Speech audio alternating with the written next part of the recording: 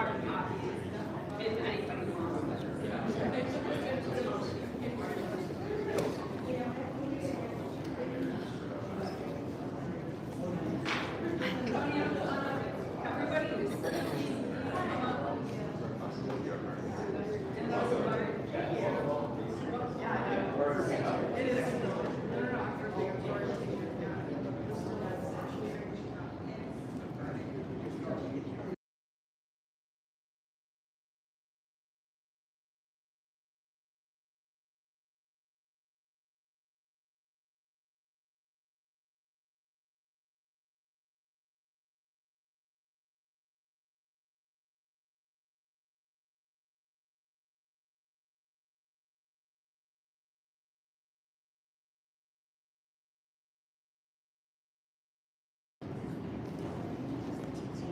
Can everyone hear okay?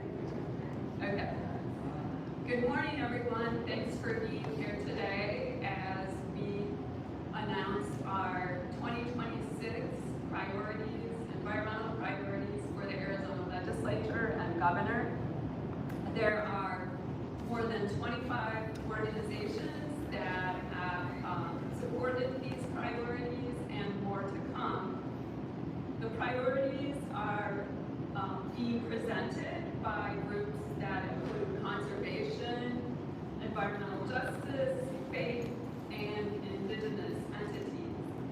The priorities present a positive vision on climate, clean energy, water, environmental justice, land protection, and democracy, among other issues.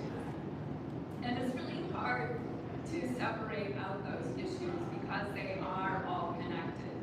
And I think that's an important thing to mention today as we hear more and more from people telling organizations like the Sierra Club to stay in our lane.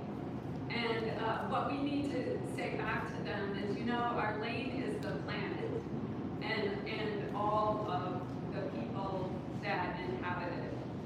And I forgot to introduce myself. I'm Sandy Barr. I'm the director for Sierra Club in Arizona, the Grand Canyon chapter, and I use she, her pronouns.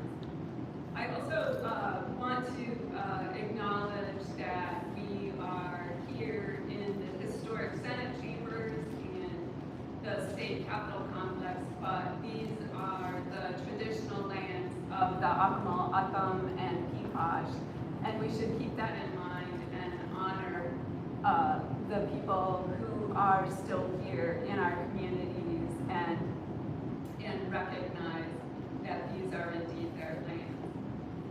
So the priorities, as I said, include a number of a positive vision, but they also include defensive actions. As we know, defending our communities and everyone's right to a clean, healthy environment will be a top priority as the majority of the legislature continues their assaults on clean air and water and to ignore the need to address our state's top challenges. Those challenges include our changing climate. It affects so much of our community, everything from the affordability of energy to drought to extreme fire. Water sustainability, we know that right now there is a lot of discussion about the Colorado River and no agreement. But even in those discussions, all they're talking about is how to divvy up a dwindling river and not acknowledging the overarching issue of climate change and the fact that the river flows are connected to that, and that we are looking at a Colorado River ecosystem that could collapse.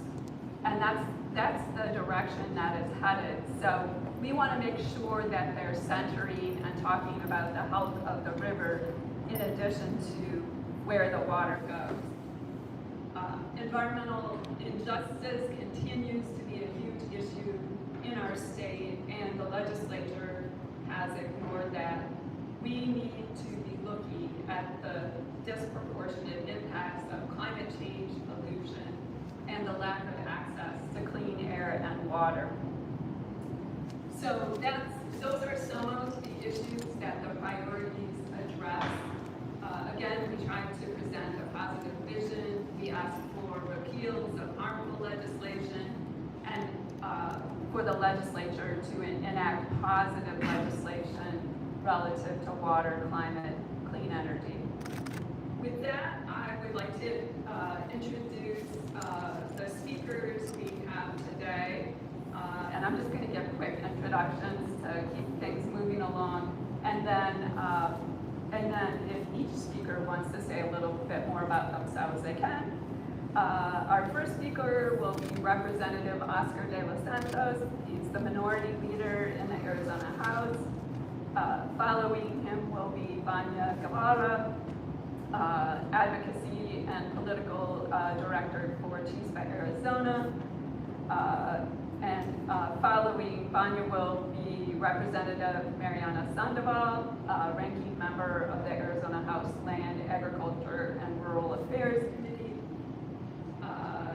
Next will be Antonio Ramirez, Policy and Political Director for Rural Arizona Action. Yara Marine, Deputy Program Director with Boat Solar, and then Senator Priya Sundaration. Senator Sundaration is running a little bit late, so she'll wrap things up for us. And with that, Representative Davis, please. Thank you, Sandy, and thank you to the incredible advocates who are here today to discuss this important issue. I'm here today principally because energy costs are out of control, and that is not an accident. Families are paying more every month just to keep the lights on. And we know exactly who is to blame. Donald Trump and the fossil fuel corporations who own it. Let's start with Trump. He ran on promising lower energy costs. But what did we get instead? Across the country, electricity bills are up 13%. And here's why. Trump canceled hundreds of energy projects that would have increased energy production and lowered our bills, wiping out 165,000 good-paying clean energy jobs in the process. Trump took cheaper, cleaner energy off the grid, and in its place handed out new tax breaks to oil and gas corporations on top of the tax subsidies they already received. That means bigger profits for the fossil fuel industry, but higher bills for the rest of us. And it's not just our livelihoods that are affected. Trump's dangerous abandonment of environmental protections will cost lives.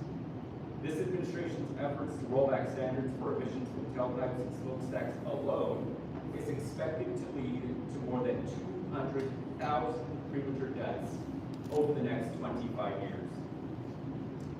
That's Donald Trump. Now let's talk about the corporations that are screwing over Arizona. And we'll start with APS. APS is Arizona's $5.1 billion corporate monopoly. A monopoly means you don't get a choice. If you live in APS territory, you're locked in. You don't get to choose who provides your electricity. APS is the only option, and they know it. They raised rates 8% in 2023 and another 8% in 2024. Now they want a 14% increase. 14%, while rent, groceries, and health insurance are already crushing working class and middle class families. If APS succeeds in this rate increase, in just 4 years, the average APS bill will have gone up by an average of $80 a month, from about $235 in 2022 to $315 in 2026.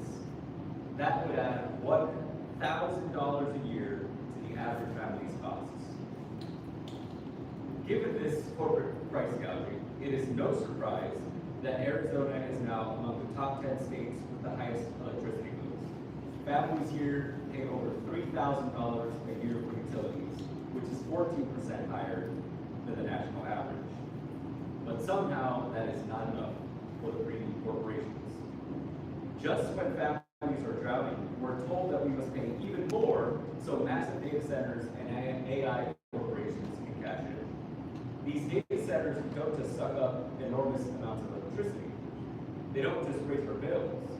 They also use millions and millions of gallons of water in the middle of a desert. And they do it all tax-free. That is water that is taken from us, for our families, and our future.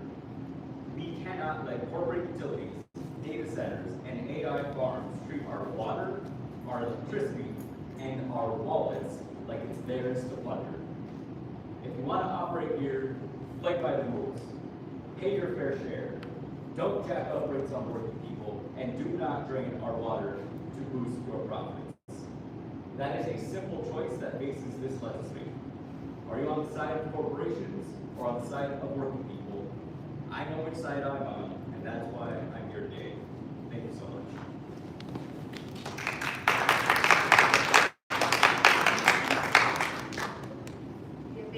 Buenos días. My name is Vania Guevara. I'm from Arizona. We're a community-based organization, member-based, and we work in communities disproportionately impacted by environmental injustice and climate change. I just want to recognize and thank Representative Santos for naming the monster, the big boogie in the room that is corporations like APS that continue to extract and take from communities, especially we're in a time where prices are increasing. People are struggling literally between paying for their prescriptions, their rent, and food.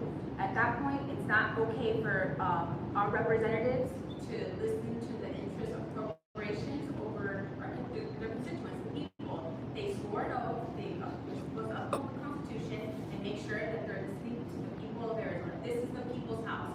So last legislative session, I just want to send a message. We unfortunately saw continually APS lobbyists everywhere. We saw instances where they were relying on their talking points over the lived experiences of our people and our members. So my message for this upcoming session is to please listen to the people that you are sworn in to represent. I want to give a sincere, heartfelt thank you to some of the representatives and senators in the room. Representative Santos was always in direct contact with our organizations and our members. Representative Mariana Sandoval was also constantly in constant communication, working with us to ensure that our message was loud and clear, Senator Kubi, Senator Generation. We need more of you to listen to the people and understand how democracy issues, public lands, clean energy issues is affecting us, and we're at a pivotal point where they have a clear decision to make. Like Representative Santos just said, are you inside the people? Are you inside the corporation? Because it's very clear. You see the campaign contributions coming in for Democrats and Republicans, and you can tell how they're voting and where the money's going. So we're watching you. We ask that showed us that we can trust you, and we're ready. We're ready to go, ready to fight, and our members are more empowered than ever. And it's also an election year, and people are paying attention. So thank you so much for the time, and thank you to all the organizations that work so diligently to ensure that we have a right to clean air, healthy environment, and access to public lands and the right to speak up. Thank you so much.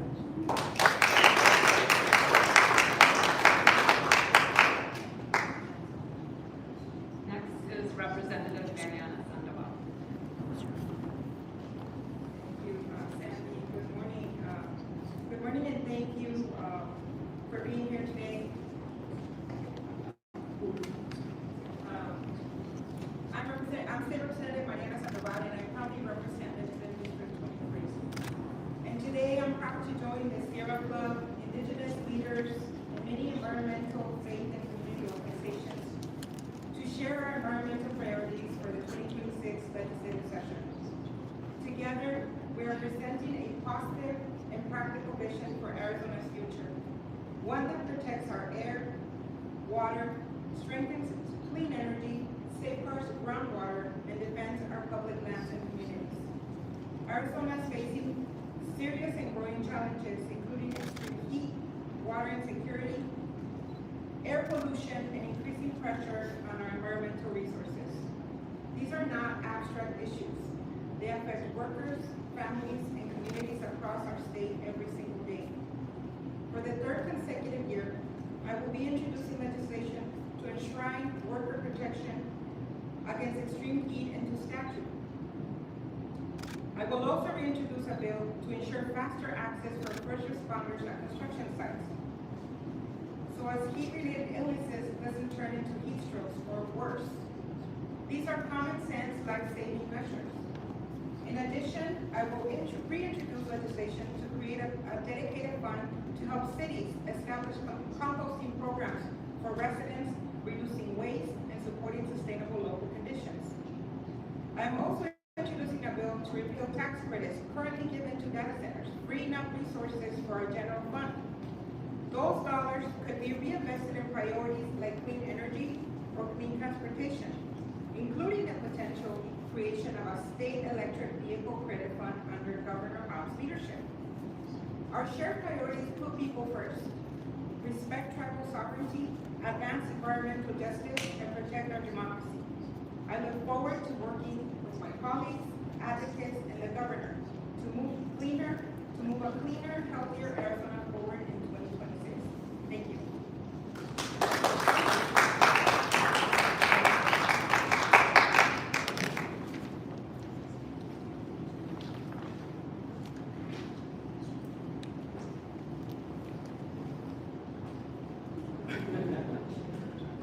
My name is Antonio Ramirez. I'm the Political Policy Director for Rural Arizona Action. And I just want to thank you for having me here today to speak. Our organization does advocacy work throughout the state. We have people in places as far as Yuma County to Cochise County to Coconino County and to many rural communities in between. I myself am a member of the Navajo Nation, touching the initiative. I am of the red running into water plan, water for Hopi. One thing that should change, not guy that should know. My mother's father's clan is two waters coming together, and my father's clan is Mexican. So I've been thinking lately about how many of the Navajo clans have references to water, and I believe that this speaks to a time when water was more abundant on my tribal nation, and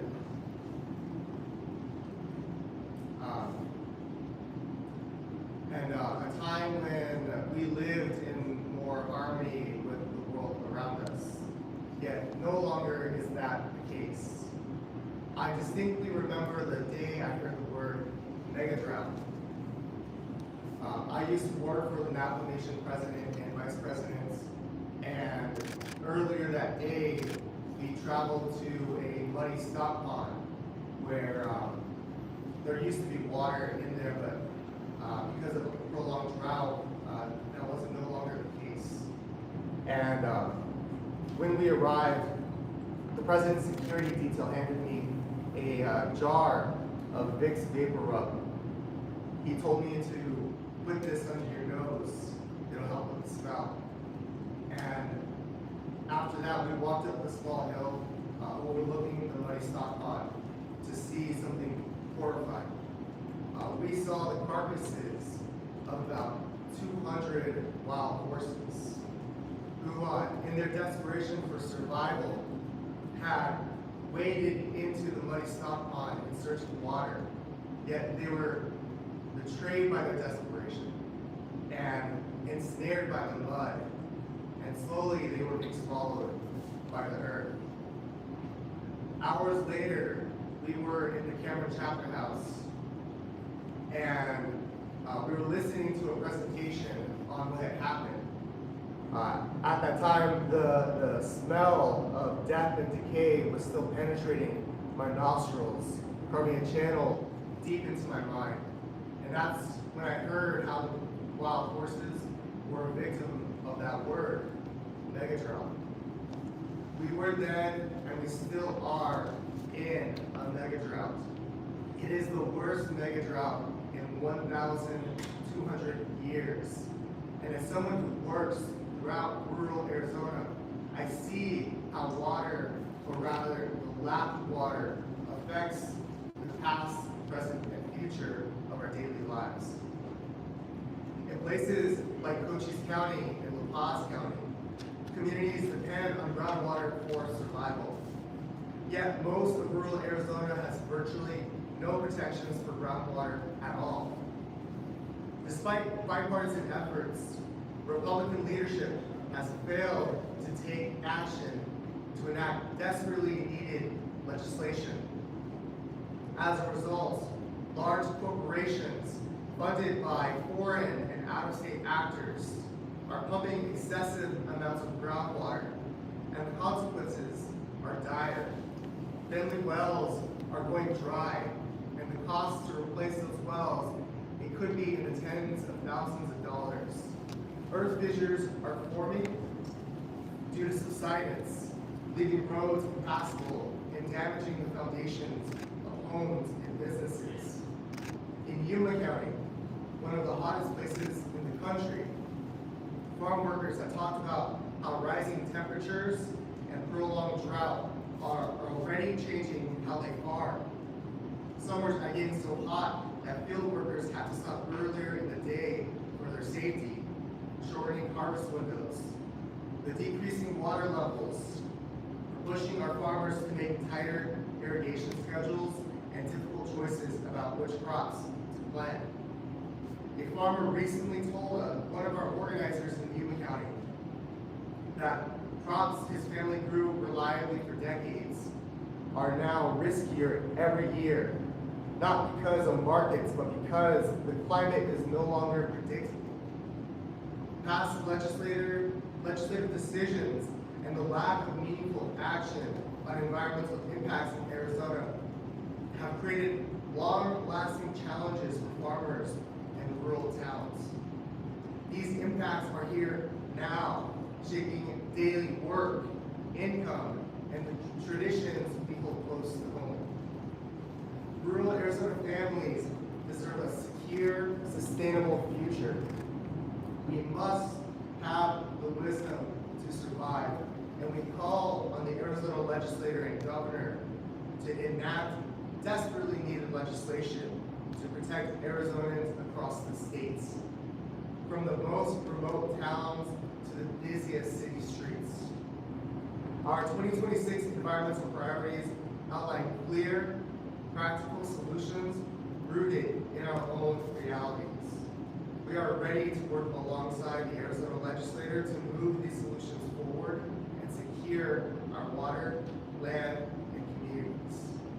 Inaction and complacency are not options now. Thank you for your time.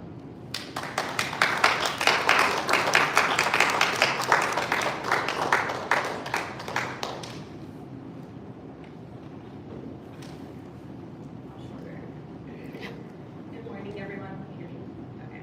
Hi, everyone. My name is Yara Hani. I'm the Deputy Program Director for the West with Vote Solar.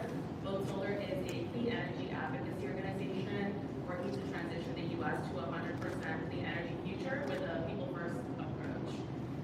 So Arizona families are being squeezed by rising energy costs, as we've heard time and time again, and more extreme heat. Energy affordability is no longer abstract. It is a cost of living issue. In 2026, families should not be facing high energy burdens when real solutions already exist. Clean energy should not be a luxury. It should be a basic, affordable service that every household can access. Right now, we have solutions that work.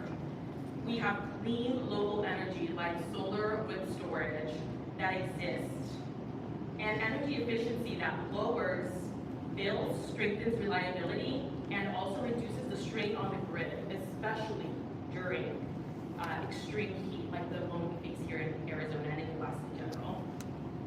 As demand grows and the grid is pushed harder, we need policies that keep the lights on and that keep power affordable and dependable.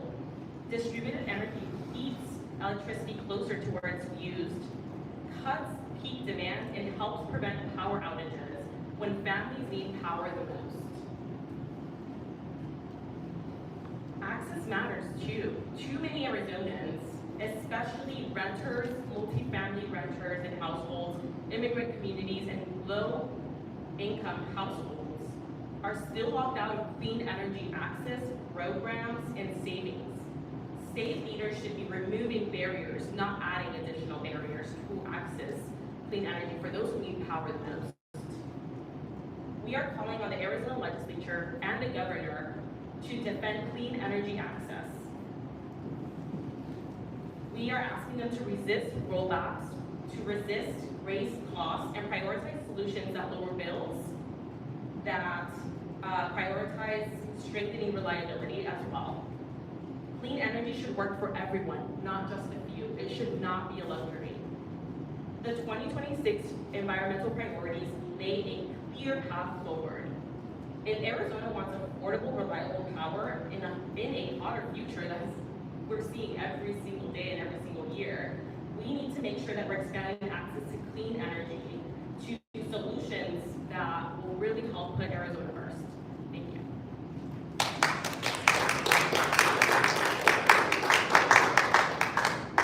And next we have Senator Priya-Sundaresh. Hi everyone, good morning. I'm Senator Priya-Sundaresh. I'm the Senate Democratic leader. And thank you to all of the advocates here who are here to unveil the environmental priorities of the coming session. We hear you. I can speak on behalf of my caucus, and I know Leader De Los Santos on behalf of the House Democratic Caucus.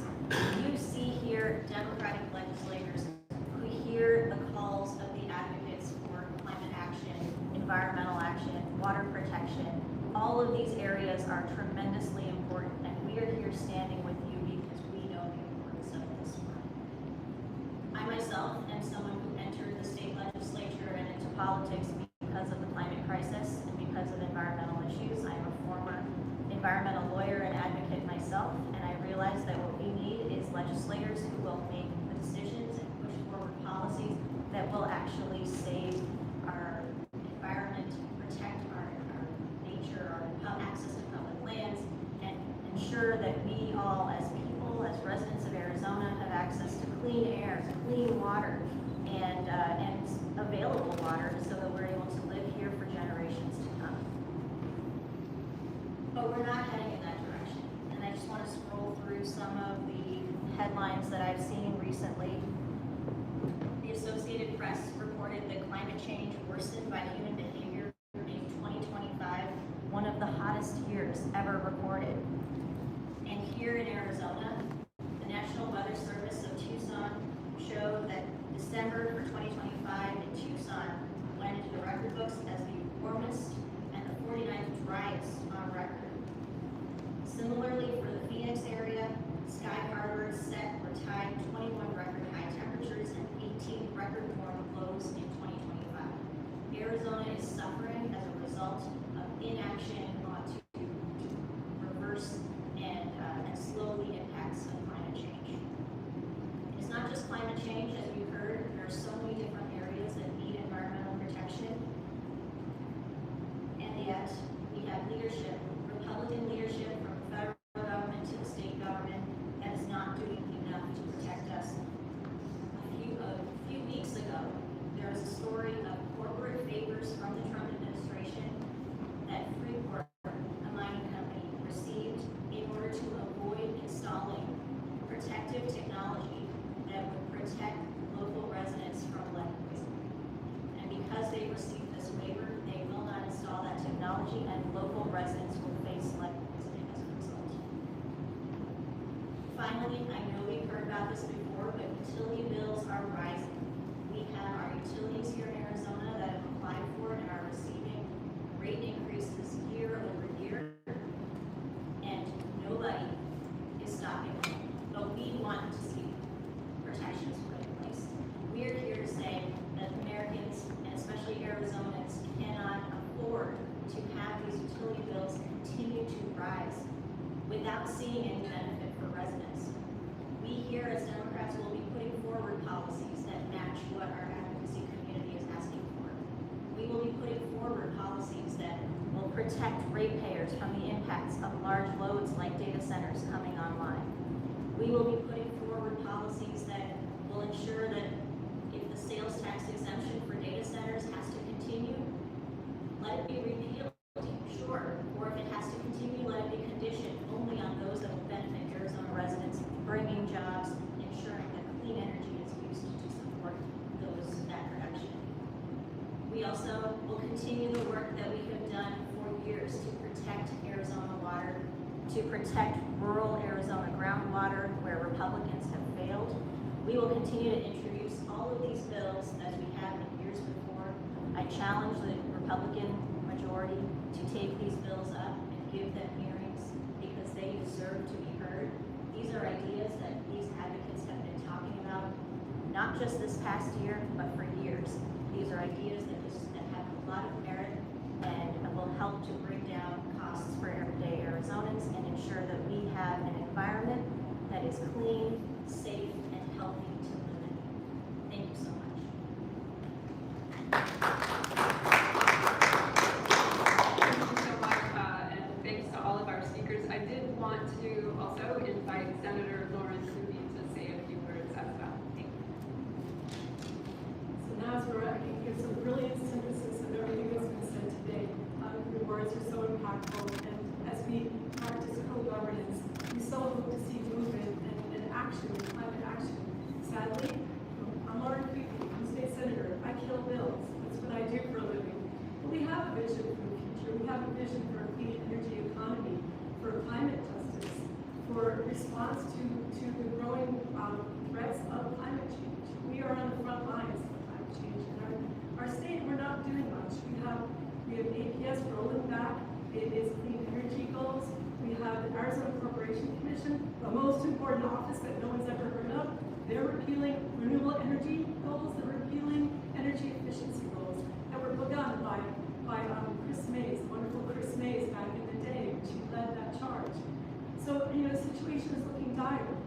I was on the phone with a friend, a climate activist friend, and we were talking about what was happening with APS and ACC, and I was in a bit of despair and feeling rather intense, shall I say. I was babysitting at the time, and my granddaughter Rory, when I got off the phone, she said, "Lala, are you happy?" And it broke my heart. It broke my heart. She saw the tension and the anger on my face. And I looked over to her and I said, "Of course I'm happy when I see your beautiful face." And I gave her a big hug. But I was struck that entire day about the world we're leaving our children. What are we doing here? Why are we elected? Why are we representing our constituents if we're not fighting for clean air, for clean water, and for a more just economy and a more just environment? So we'll leave you with that thought. We have hope and expectations that we'll be able to get our bills heard. Probably not. But we're showing the voters, when you elect Democrats, you're electing fighters. You're electing champions for the environment. We're going to not go quietly. We're going to work it.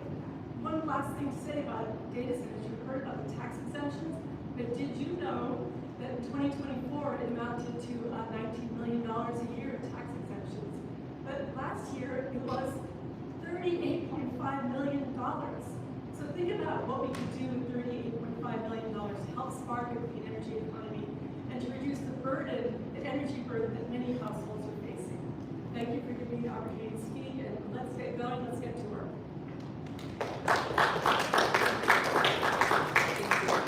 I wanted to thank all the speakers today and also all the people who work here today that work on these issues day in and day out, both at the legislature and beyond. I also wanted to recognize some of the organizations that are supporting the priorities and are here but didn't speak, including representatives from Mi Familia Vota, Agave Community Threads, Arizona Alliance for Retired Americans, right over here, Poder Latinx, Vets Forward, and I don't think I forgot anyone who's here, but there are a number of other organizations that are have also signed on to these priorities and are looking to move these both at the Arizona legislature and with the governor. There's a lot the governor can do administratively, and we encourage her to use her powers to do that. And then also, beyond the Arizona Corporation Commission and elsewhere. So thank you all for speaking, for being here, for working every day for Arizona and Arizonans. And with that, we're happy to take questions, or, you know, if people want to have sidebar questions, that's fine too. Has there been any indication from any Republicans that there might potentially be some bipartisan support for some of the bills and priorities, or proposed bills and priorities? Well, I would say that there has been, I think, a little bit of indication and interest on data center accountability.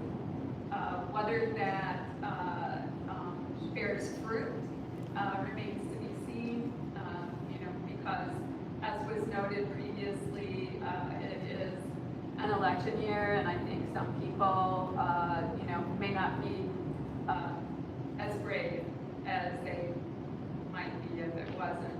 So I think that's an issue. We always hold out hope on water that there might be a little bit of progress. As we know, one of the biggest barriers to advancing progressive, protective water legislation is Representative Gail Griffin, who chairs the House Natural Resources, Energy and Water Committee. She's already queued up her bills, you know, for next week. She's starting out with, you know, some harmful legislation rather than bills to actually tighten up groundwater protection.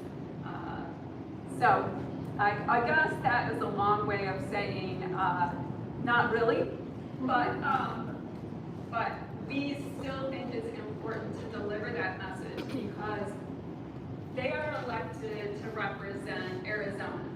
They are not elected to represent the Freedom Caucus or, you know, only Republicans. They are elected to represent the people of this state. And, you know, the people of Arizona have indicated time and time again that they support clean water, clean air, and better protection for land. So, I don't know. Sorry, I answered that. I didn't ask if anybody else wanted to.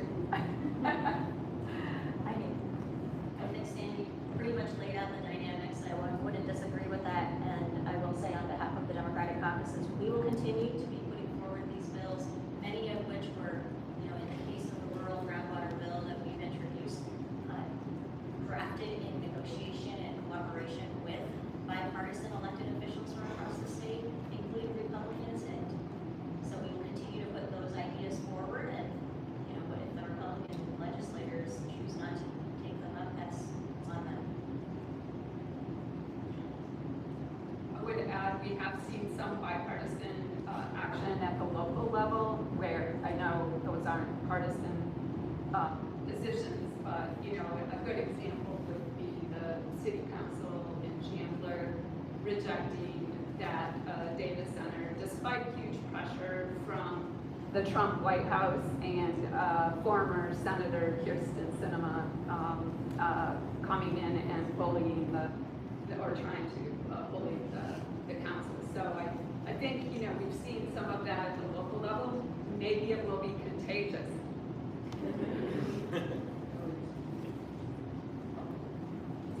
All right, well, I don't see any other questions. Thanks again for being here. And again, the priorities, we have some hard copies. We'll be sending out links to the priorities in English and Spanish